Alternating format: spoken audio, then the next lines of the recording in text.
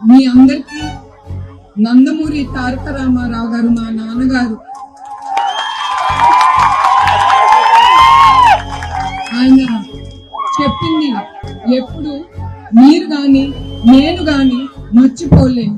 చంద్రబాబు నాయుడు ఏ విధంగా తన తండ్రి లాంటి ఎన్టీ రామారావుకి ద్రోహం చేశాడు కేవలం పదవి కోసం, ఏ విధంగా ఆత్మని అమ్ముకున్నాడు, ఏ విధంగా మానవత్వాన్ని చంపుకున్నాడు అనేది నిదర్శనం. సాక్షాత్తు ఇది శాశ్వతంగా ఉంటుంది.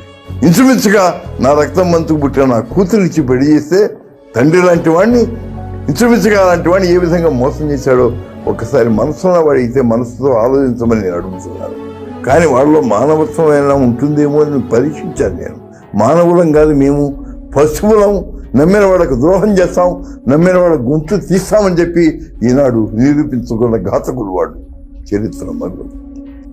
మనిషి పోతాడేమో కానీ ప్రజల మనస్సు పోదు, ఆలోచన పోదు, రికార్డు పోదు. అది శాశ్వతం. ఆయన చెప్పింది ఎప్పుడు మీరు గాని నేను గాని మర్చిపోలేము.